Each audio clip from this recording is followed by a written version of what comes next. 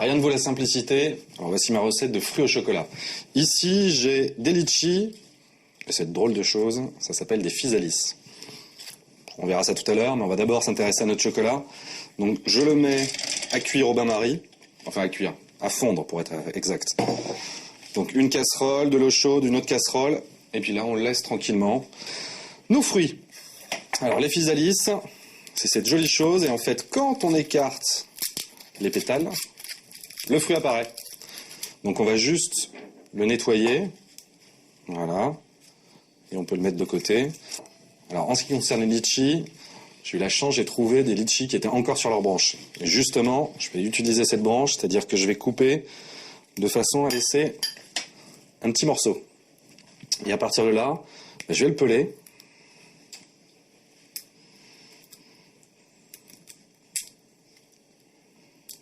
Voilà. Alors si le chapeau se sépare, c'est absolument pas grave.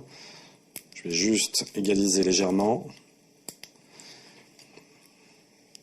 Et je vais le garder pour tout à l'heure. On pourra le repositionner.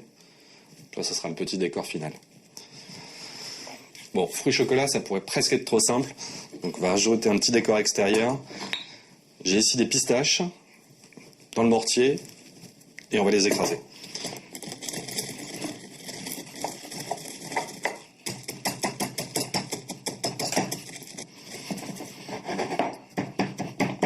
Voilà, une belle chapelure bien verte. Je vais la déposer sur ma planche. Je regarde où en est mon chocolat.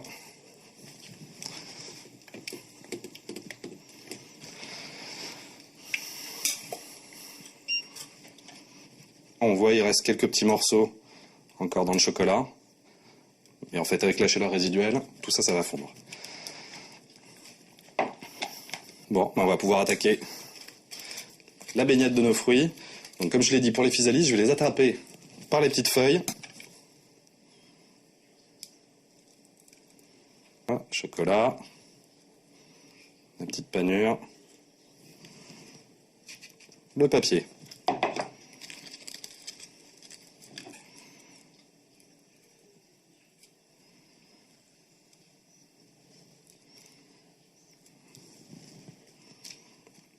Voilà, j'ai fini mes physalis, donc là je vais m'occuper de mes litchis.